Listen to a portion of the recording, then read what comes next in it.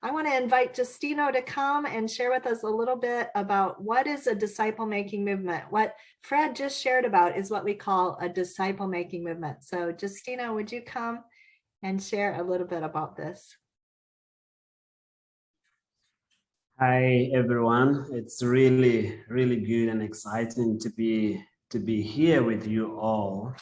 And to be honest with you guys, when I started learning these things, it changed, the way I looked into missions and the way I looked into the people that have never heard, the gospel.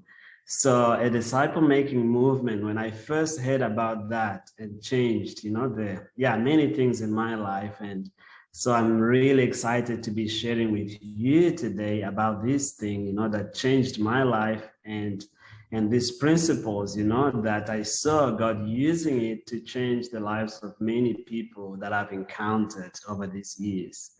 So a disciple-making movement is something that we are talking about a lot lately, and but it's not new. It is something that has happened, and has been happening like for 1,000 years, in the book of Acts.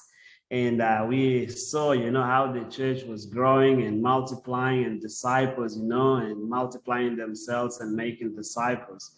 So a disciple-making movement, there are 4 characteristics that we see in a disciple-making movement. So there is a very fast growth, it grows very fast, and it's something that is indigenous. Indigenous means something that is of the local, that is native, and this is the second characteristic, of a disciple-making movement, where you see people, local people, very simple, very ordinary people, receiving it and passing it on to other people and multiplying, and people that you never thought they would be able to actually do it. So, and another characteristic of a disciple-making movement, we see a lot of multiplication in groups. It's not just one person and then another person comes. The multiplication doesn't happen that way. In fact, that is addition. But a disciple-making movement, we see a multiplication of groups, like a group of people that have come together believing in Jesus, and they multiply and they form many other groups that will form other groups as well. So this is the number 3 characteristic of a disciple-making movement.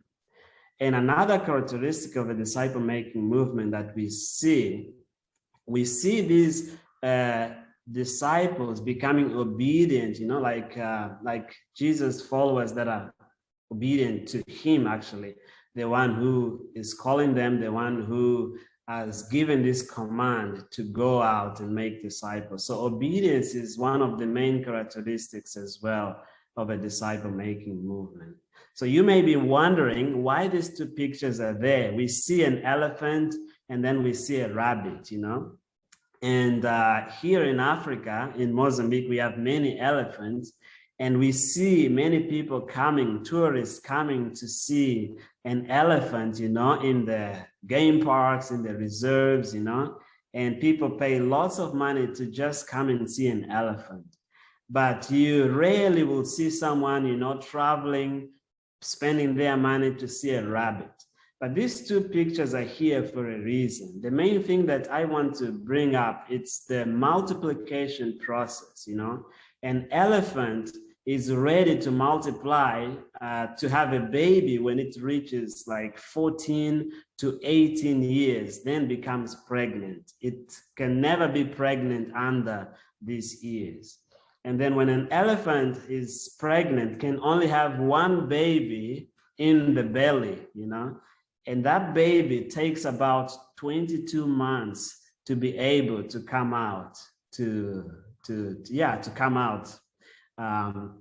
And it's almost 2 years of being pregnant to have one elephant.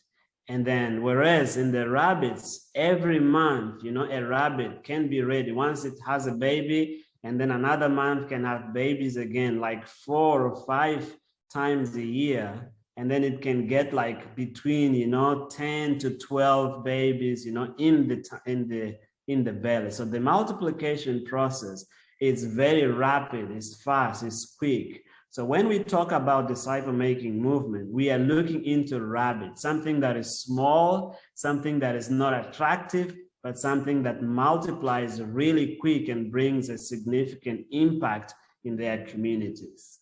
Next slide.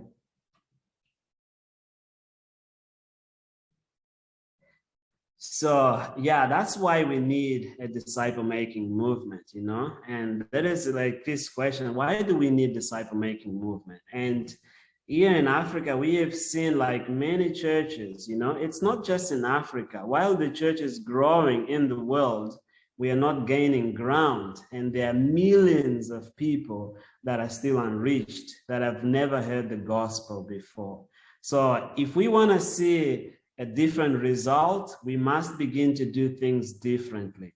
And here in our context, we see like big churches with one pastor, with lots. It's not wrong, but we are not seeing, a multiplication of disciples happening in our continent. So we believe that it's a time that we need to think differently. And because there are almost 1,000 unreached people groups in Africa that have never heard the gospel.